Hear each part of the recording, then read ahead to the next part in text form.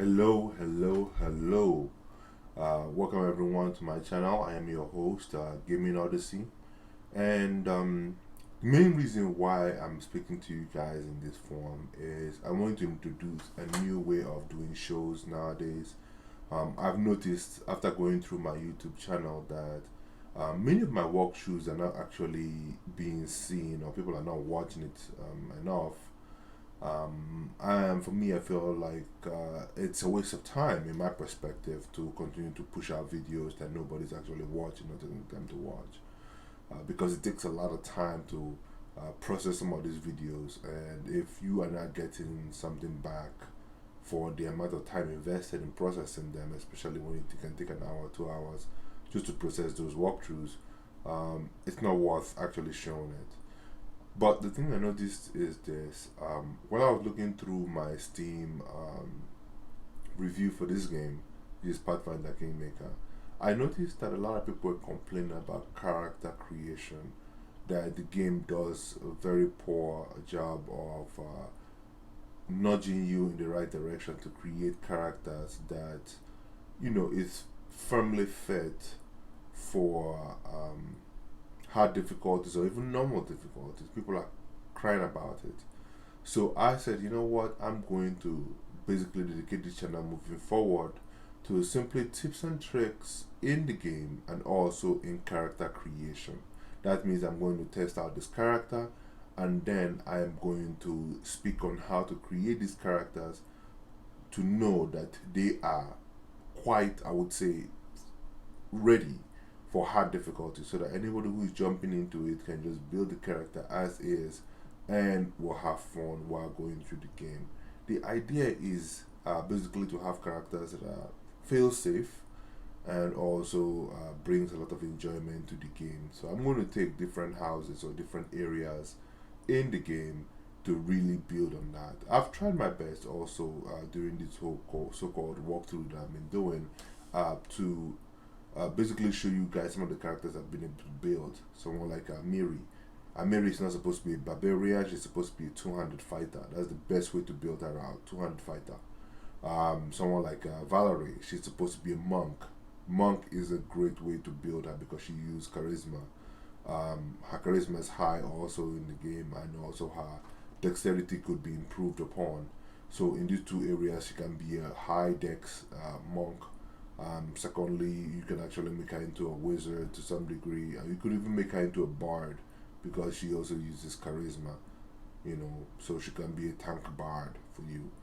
Um, Rigonga is a straightforward this thing. Another thing again with Valerie, I noticed is this.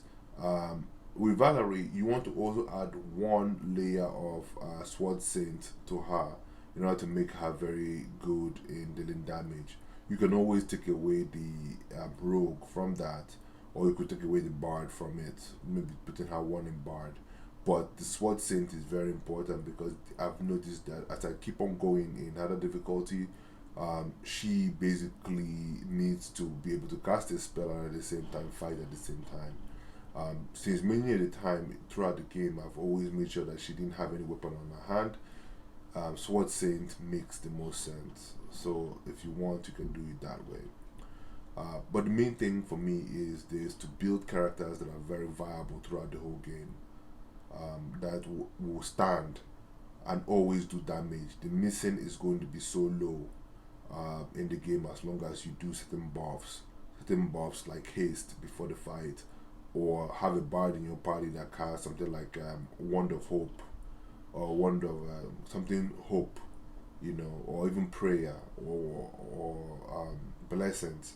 These things that actually add a +1 or +2 to your attack and defense. Um, yeah, so the idea is to help you guys understand how to build these things in order to make sure that um, the characters are very viable in normal difficulties, and I'm sure they'll be very viable in harder difficulty, which is where I am. One of the biggest problems that I have with this game, just for the people who've been speaking, is that the game doesn't give you enough spells in this game. It does not give you enough ability to buy things. It makes some of the materials that you want to buy so high, so expensive. And the truth of the matter is that within a small frame of time, you basically outgrow the equipment you just bought.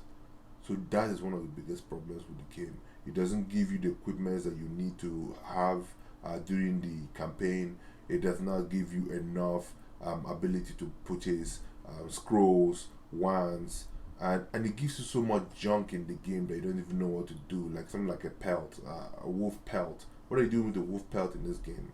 It doesn't even provide that. It provide any alternative other than to sell it, and that's just a waste.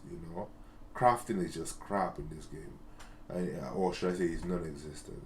So that's the biggest problem I have. If crafting was a great thing or was implemented in this game, then I know items that I'm picking up would have made sense to be able to allow me to be able to craft certain scrolls, certain wands, which would have made the game much more easier. And again, people might say, "Oh, you have all these wands, scrolls, and so on and so forth available to you in harder difficulty. It won't make the game hard." That's not true.